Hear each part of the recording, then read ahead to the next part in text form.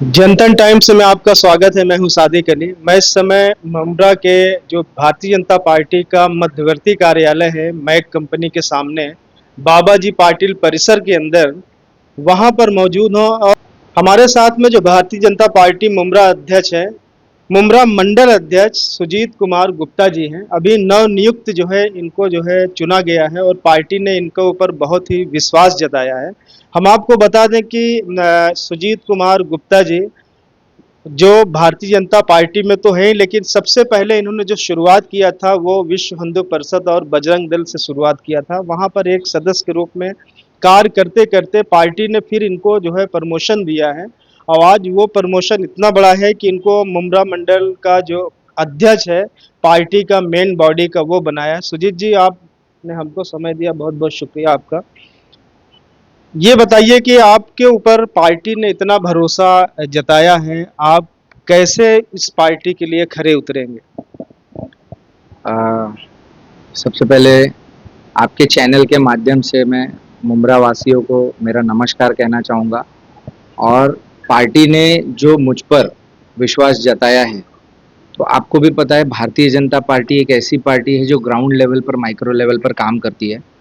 और उस micro level पर हम लोगों ने काम करते करते आज ये लेवल तक हम लोग आए हैं कि पार्टी हम पर भरोसा करके एक ऐसा जिम्मेदारी हम पे दी है पार्टी ने, कि जिसको निभाना कठिन है, बट उसको हम पूरे जी जान से, अपनी पूरी मेहनत से उसको आगे लेके जाएंगे।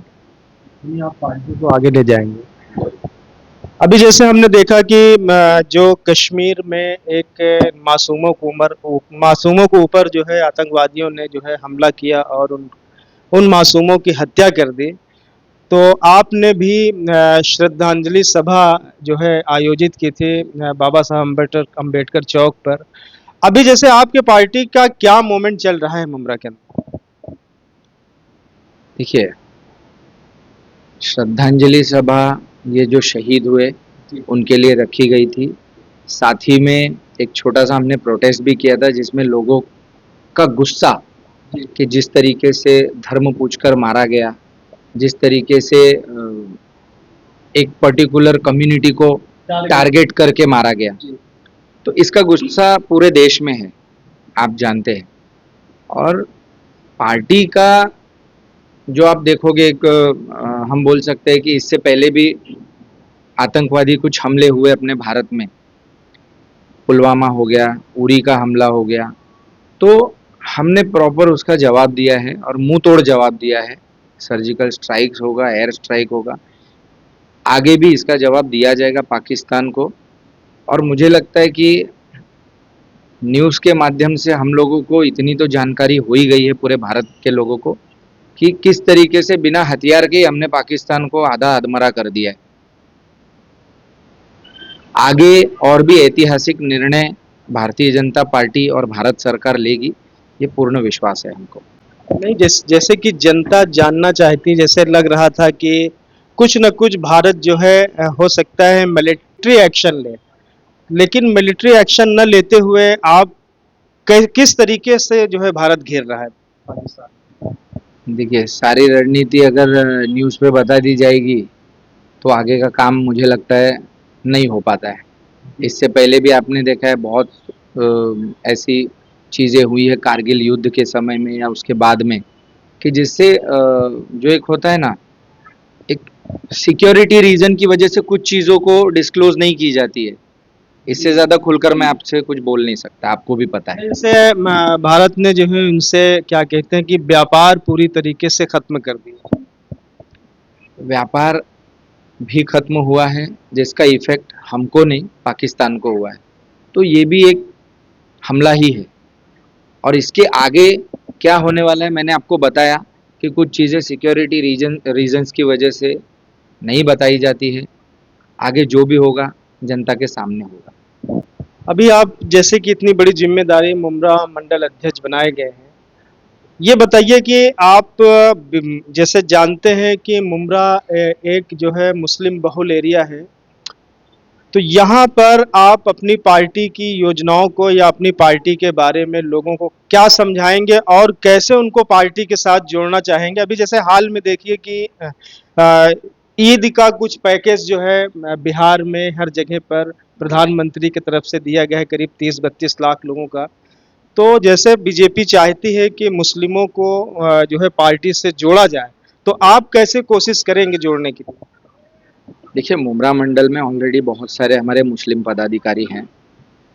उनके ऊपर कुछ न कुछ जवाबदारियां हैं। कोई बूथ अध्यक्ष है, कोई शक्ति केंद्र प्रमुख है, कोई उपाध्यक्ष है।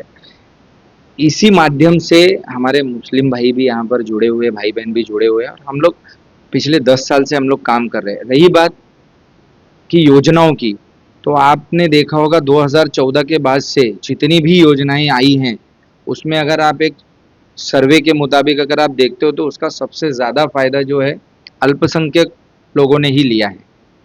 ठीक है।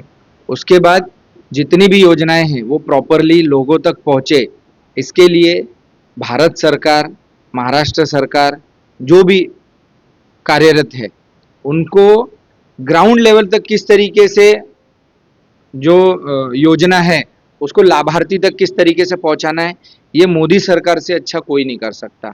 आप देखोगे कि 1 रुपया या 100 रुपया जो भी लाभार्थी को देना है वो पूरा का पूरा डायरेक्ट उनके खाते में और उस लाभार्थी को मिलता है।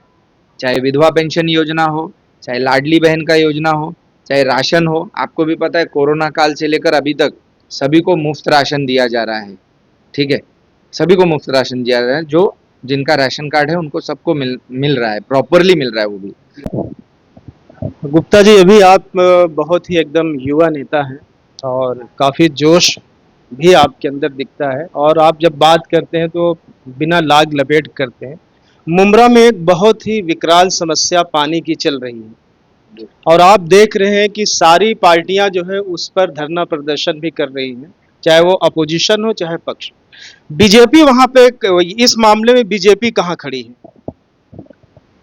देखिए, पानी की समस्या ये सिर्फ मुमरा की समस्या नहीं है।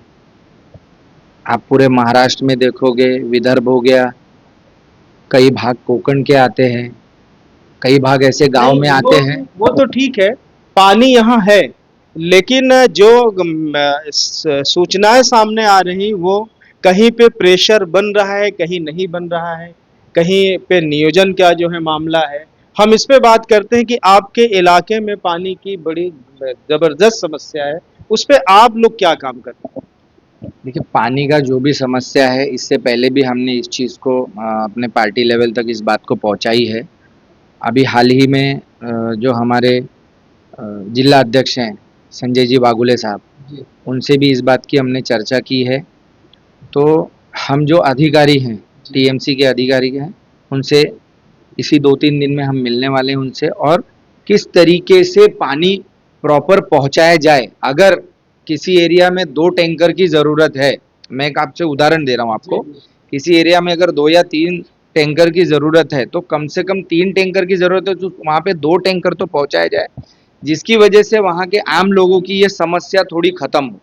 अब आपको मैं एक छोटा सा उदाहरण देता हूँ कि भारतीय जनता पार्टी का गांव चलो, गांव संपर्क अभियान हमारा चल रहा था।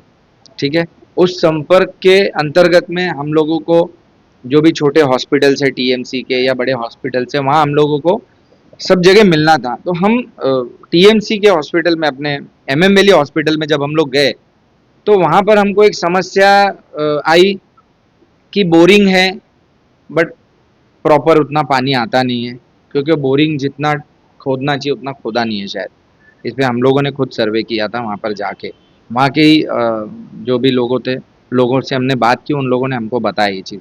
दूसरी बात, वहाँ पे पेड़ पौधे लगे, उनको डालने के लिए पानी नहीं है, क्योंकि ऑलरेडी वहाँ का रिक्वायरमेंट है 12 टैंकर का।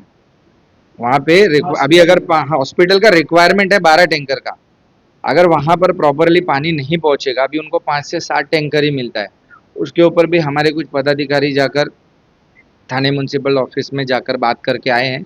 उन्होंने इस समस्या को नोट करके लिया है और जल्द ही इसका निवारण करेंगे, ऐसा भी बोला है। प्लस यहाँ के जो साहब हैं कुलकर्णी साहब, उनसे भी बात हुई है हमारे उपाध्यक्ष ने बात की है। उन्होंने कहा सर इसको जितनी जल्दी हो सके हम लोग ये प्रॉब्लम को सॉल्व करेंगे। 12 टैंकर का रिक्वायरमेंट है, एटलीस्ट हम लोगों ने ये मांग की है कि यहाँ पे 10 टैंकर का रिक्वायरमेंट मतलब 10 टैंकर यहाँ पर मिले। अच्छा, दूसरा सवाल गुप्ता जी, हम आपसे ये भी जानना चाहेंगे कि जैसे कि ये मई का महीना चल रहा है, तो प्रॉपर अगर मुमरा में नालों की सफाई अगर नहीं हुई, तो हमने देखा है, हमको भी 10 साल हो गए, आप भी यहाँ बहुत दिनों से रहते होंगे, कि पहले ही बारिश में मुमरा हफना जाता है, यानी उफना जाता है, यानी पानी ही नहीं निकल पाता। तो क्या आप इस समय आप लोग सरकार में हैं, और तो ये माना जाए कि आप लोग भी नाले की जो है सर्वे करेंगे या अधिकारियों से मिलेंगे इसके लिए, ताकि यहाँ पर कोई ऐसी अनहोनी ना हो जो हमेशा हो जाती है। अभी कई साल पहले जो है देखिए, तो ये जो निचला इलाका है ये पानी में चला गया था। तो आप इसके लिए आप 2006 में, और अभी नहीं 2 साल पहले भी ऐसा हुआ था। तो वो तो हर साल होता है मुमरा में, आप देखोगे ऐसा होता है। आज कहीं पे भी कचरा लोग भी डालते हैं, सारी जिम्मेदारी सिर्फ सरकार की या महानगर पालिका की नहीं होती, कुछ जिम्मेदार नागरिकों को भी बनना पड़ेगा। आपको पता होगा कि नरेंद्र मोदी जी ने एक स्वच्छता अभियान, ये मिशन चलाया, आप समझ लीजिए कि मिशन चलाया, जो काफी हद तक ये सक्सेस भी हुआ। लोगों को शौचालय मिले, सब मिला। जो महिलाएं रात के अंधेरे में निकलती थी उनको सुविधा हो गई। अब रही बात नालों की, तो देखिए हर साल नाले सफाई का एक कोटेशन आता है, नाले सफाई होती है, लेकिन फिर भी नाले भर जाते हैं। तो मेरा ऐसा आपके चैनल के माध्यम से एक अपील होगा कि हमको एक जिम्मेदार नागरिक भी बनना पड़ेगा। कि हम देखते हैं कि बहुत सारे लोग बिल्डिंग से ही कचरा फेंक देते हैं, या रास्ते में चलते चलते कचरा फेंक देते हैं, या गटर में कचरा बहा देते हैं। उनको लगता है कि अरे मेरे एक छोटे से प्लास्टिक गटर में डालने से क्या हो जाएगा। तो मुमरा की आबादी आज 10 लाख से ज़्यादा की है मेरे हिसाब से। अगर एक घर से, अगर यहाँ 2 लाख घर भी है या 3 लाख घर भी है, एक घर से अगर एक थैली भी कचरा हो जाता तो कितना कचरा हो गया। ये बहुत बड़े लेवल की बात है। रही बात अधिकारियों से मिलकर इसकी चर्चा करने की, तो हमारी उनसे बातचीत चल ही रही है। किस तरीके से नाले सफाई करके, अगर ज़रूरत है, देखिए इस बार तो हम लोगों ने एक अलग ही पहल, मेरी तरफ से मैं ऐसा करने वाला हूँ कि अगर नाला 3 फुट का है या 4 फुट का है, अगर वो भर रहा है, तो मुझे ऐसा लगता है कि उस नाले की गहराई को और गहरा करना चाहिए, 1-2 फुट और गहरा करना चाहिए। और किस तरीके से उसको वो पानी जो है बहाव की तरफ जाए, निकल जाए। आप देखोगे सिर्फ मुमरा में ही नहीं, आप नाइस सिटी चले जाइए, शिलफाटा के भाग पे चले जाइए, आप ग्रीन पार्क चले जाइए, शिबली नगर जाइए, वहाँ रास्ते पर भी पानी रहता है, पहाड़ का पानी आता पूरा पहाड़ का पानी आता है। अब पहाड़ का पानी अगर आना है तो कहाँ जाना है, बड़े नालों में ही तो जाना है ना।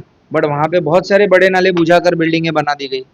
इलीगल कंस्ट्रक्शंस जब होते हैं तो वहाँ पे 1 फीट जगह या 2 फीट जगह कब लपेट ली जाती है बिल्डिंग के अंदर, किसी को पता नहीं होता। बहुत सारी बिल्डिंगें तो नाले पर बनी है। तो समस्या ये है, ऐसा नहीं है, ये समस्या बहुत बड़ी है।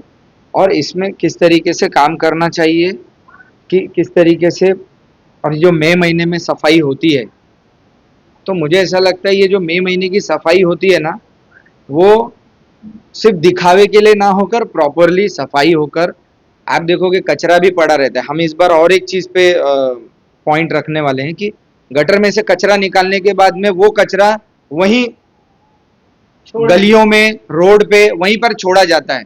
उनका ऐसा बोलना होता है कि अभी गीला कचरा है, ये कैसे भरेंगे, ये सूख जाएगा तो भरना है। अरे भैया, आप उसको सफाई करते हो, आप वैसी योजना लगाइए उसको सही जगह पर पहुंचाने की, वो चाहे सूखा कचरा हो या गीला कचरा हो। अगर वो कचरा आप 1 हफ्ता वहां पर रखते हो, या 10 दिन रखते हो, या 5 दिन रखते हो, उसमें मच्छर और गंदगी होगी, जिससे आस पड़ोस के लोगों को तकलीफ हो सकती है, डेंगू मलेरिया फैलने का डर होता है। तो ये सब चीज़ों का ध्यान जो है महानगर पालिका को रखना पड़ेगा। इस चीज़ पे हम विशेष ध्यान देंगे। ये तो रही सामाजिक बातें जो है आपसे, जो लेकिन हम 1-2 सवाल आपसे पॉलिटिकल करना चाह रहे हैं। अभी जैसे हाल फिलहाल नवंबर दिसंबर या जनवरी तक के इलेक्शन की जो है संभावनाएं जताई जा रही हैं महानगर पालिका टीएमसी, तो उसमें बीजेपी अपने आप को कहाँ पाएगी मुमरा में? देखिए, आपको पता है बीजेपी का इतिहास ये 2 सांसदों से शुरू हुआ था। तब जनसंघ का जो 2 लोग थे, 2 लोकसभा सांसद थे, तो लोग संसद में ही मजाक भी उड़ाते थे, हम दो हमारे दो। बट आप आज देख सकते हो कि भारतीय जनता पार्टी ये भारत की एक बहुत बड़ी पार्टी है, नंबर 1 की पार्टी है, और लगभग सभी स्टेट्स में उनके आमदार, खासदार और नगर सेवक ये हैं।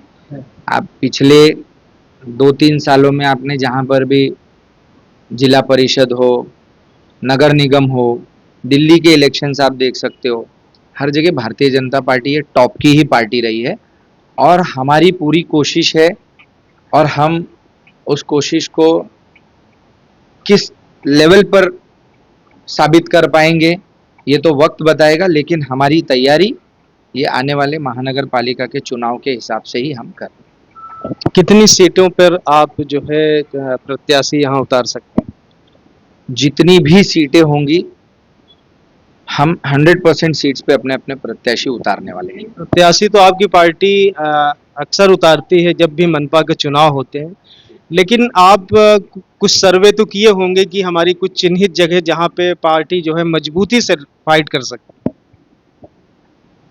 मजबूती से फाइट, एक योद्धा की तरह हमको मैदान में उतरना है और उस कार्य को करना है, और आने वाला जो इलेक्शन है उसके हिसाब से काम करके हमको अपने आप को साबित करना है। और मैं जनता को ये पूरा विश्वास दिलाना चाहूँगा कि हमारा कैंडिडेट जहाँ भी होगा, अगर जनता का साथ एक बार हमको मिलता है तो उस क्षेत्र की काया पलट करने का काम भारतीय जनता पार्टी का वो नगर सेवक करेगा, और 100% करेगा।